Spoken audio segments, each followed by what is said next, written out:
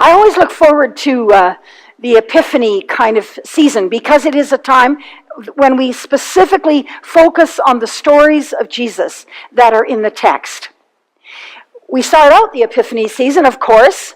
It is that the arrival of the wise men, the kings, or the astrologers. We're never quite sure what to name them, but they are foreigners who come to that part of the world and go to King Herod and are seeking this ruler that they've heard rumors about and follow the star in its rising.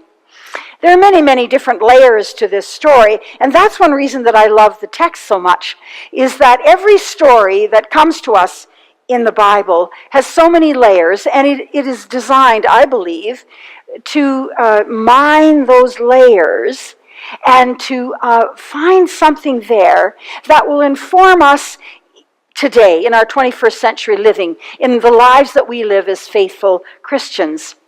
And this story is particularly rich, has so much to it. And of course, there are always lots of conversations about who these astrologers were. Some people think they were Persians who came from the east to find this Christ child, to find this child that had been rumored, this Messiah that had been rumored. It's also about the fact that they came, there's always discussion about when they came. You'll notice that if you were here with us on Christmas Eve, that the wise men were not in sight. Because if you've listened carefully to Merivik when she was reading the scriptural text, she said they came to the house. These wise men, these astrologers, these kings, came to the house. You notice there are no shepherds. Joseph doesn't make an appearance in this story. And in the Gospel of Matthew is the only place that this story appears in all of the text. So what we've done in our modern world, we've conflated those two stories. The wonderful one we had from Luke chapter 2, verses 1 to 20, in which the shepherds have this incredible experience of being called to a stable. And then, so what we've done, if we've taken the story of Matthew, and we've kind of brought it in, and we've said, okay, it looks really nice on our Christmas cards, so we'll have the three kings riding on their camels come into the story. But in fact, they are two separate stories, and they are separated in time. They're separated in time. We're not sure how long. Some scholars say as much as 2 years before those astrologers, those wise men riding on their camels, finally found Jesus. So that's part of the layering of this story. The other part, of course, is the layering around power and Herod. Herod, of course, is central to this story. His fear. People who have a lot of power are always fearful. They may exude power, but they're always fearful that the power will be taken away from them. And Herod is no different than any of the powerful kings throughout the course of history. He's afraid. He's afraid of a baby or a small child who will someday, one day, take away his power. And so he wants to include the astrologers in his little scheme to find out where this boy is and have him destroyed. In fact, there's another part in Scripture that speaks about the slaughter of the innocents, that Herod sent out a decree that all children 2 and under should be slaughtered because he was so afraid. And in fact, that made Mary and Joseph and Jesus refugees for a time. So it's a story about power. It's a story about journeying. It's a story about wonder. It's a story about being overwhelmed and wanting to embrace something new dreams, as personified in this child. So it's an incredibly rich story. I hope you'll go home today and read it, and read some of the other parts of those stories around the birth of Jesus. Of course, they're only in two Gospels. You won't find the places you'll find the birth narratives are in Matthew and Luke. You'll not find them in Mark and John. So I direct you to the reading to those two Gospels around that. So from this rich, incredible story that has been left to us, that has been offered to us as a gift, what are we to do with that story today? Well, I've made some allusions to some parts of it. The thing about journeying. A thing about journeying. You see, we've kind of stepped across the threshold now into a new year. It is an incredible gift. Each one of you gathered in this place were given enough life and health and breath that you could get up and you could come here and you could be on a journey of faith. This is an incredible gift. Beyond gold, frankincense, and myrrh, actually, that you were able to be here and to be able to worship and to be in this place.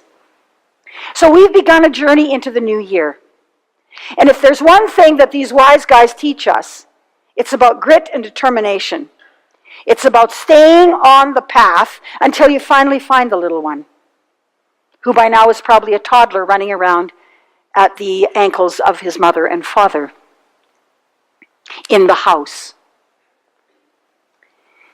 They went and to places that they didn't know. They risked things that we can't imagine because they were on a journey and a quest. A quest to find hope and a dream. A dream that the world could be different. And we are on that same journey. We who gather faithfully here every week are on that same journey. We come because we're hope-filled people. And we will not let the evil of the world overwhelm us. That we will look to the stars. That we will dream dreams. That we'll stay on the journey no matter how difficult it is because we have each other and because Jesus accompanies us on the journey and reminds us of how we are to live. Now, I can't know about your personal journeys. Each one of you are on a journey in your personal life. Some of you have experienced loss that has taken out your heart almost and left you filled with grief that you don't know how to deal with. And I'm not even talking about death the physical death of a person. I'm talking about death of a relationship or a loss that was so deep and profound for you. And so I guess I'm here today to say that we're here today to help you keep on the journey of healing, to help you find the grit in your guts to keep on the journey. Because you know you belong to a community that loves you, that cares about you, that wants to walk with you, even as those wise men of old kept on the journey. And of course, there are things that are going on in our world that affect us, that impact us, that seek to crush us. But we will not let that happen because we are a people of faith. We are a people of determination. We are a people who, like Jesus, are determined to transform the world. And when you feel overwhelmed by the task that Jesus has given to you and to us, know we have each other. Because no one can journey very carefully on their own, or they can't do it, actually, quite frankly. We need each other. Yes, we can journey inward and look at those things that have hurt our hearts and those kind of things. But when we are able to come out of that and be in community and be with one another, the healing comes faster. The healing comes faster. I mentioned as I was talking about the story from Matthew and the enraged King Herod, who really wanted to destroy anyone who could challenge his power. And this is something that's very current in our world today. Jesus was a refugee.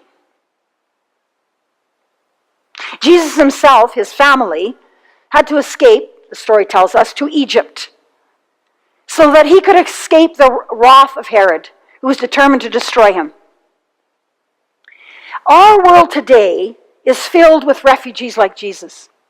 The founder of our faith was a refugee, running from fear, running from a fear of death, something happening to him, because the power of Herod was so great, so intense, that he wanted to control and rule the world.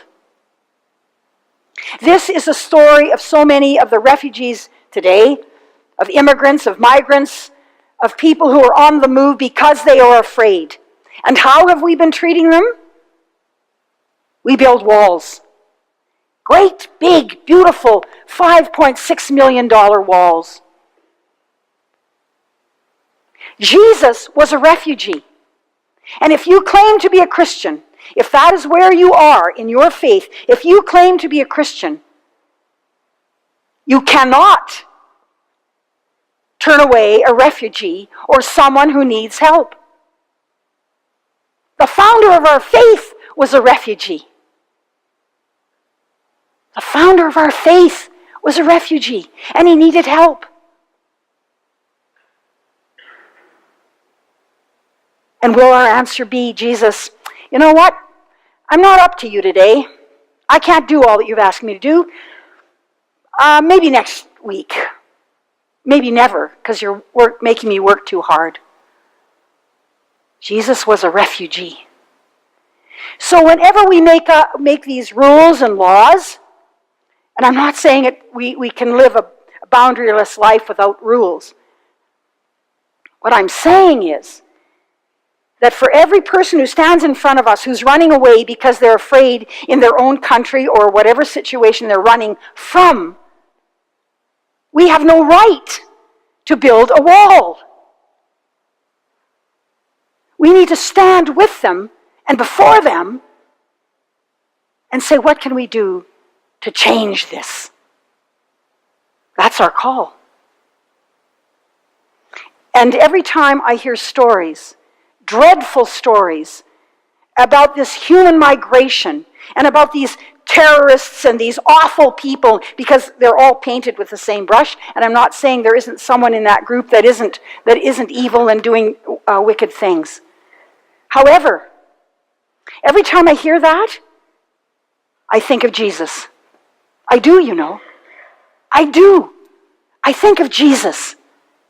A small wee lad, baby, running with his parents, being carried by his parents into Egypt because they were afraid of what would happen to them. So you see, this story of the wise men has much to teach us in our living today. And finally, let us not, in this year that is before us, ever stop stargazing. Sometimes people say, oh, stargazing, that's, the kind of dreamers. They drift off and they have a dream and then they go to sleep and then they, that sort of sense that they're kind of not of this world really. They're stargazing and not really getting down to the work of living. Well, I tell you, we need stargazers. I gave you some examples in the bulletin today about people who would not give up and who are dreamers. Because we need you and we need me. We need all of us to dream.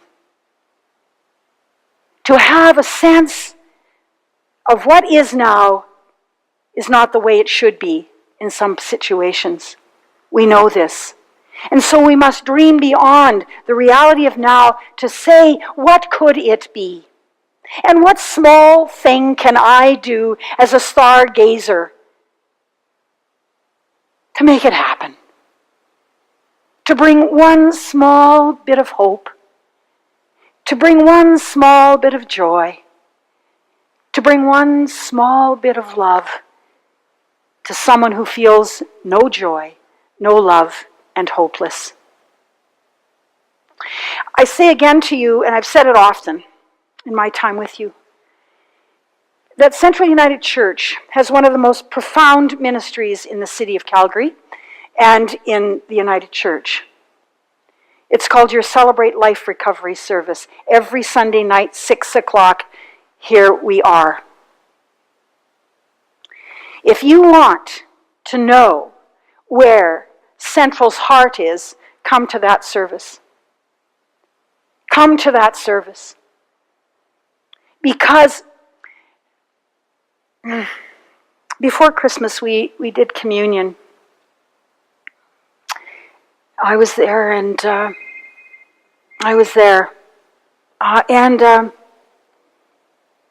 was one young man came to me, and I'm sure he'd only been sober a very short time. And he said, "You mean I can take communion? You mean I can come to the table? You mean that I am loved?" And I said, "Yes, you are." And he gave me a hug, and he was shaking. He just shook. Because for that day, for that moment, for that time, someone stood before him and reminded him of God's love for him. This is the ministry, part of the ministry. We do other things as well, that transforms the world.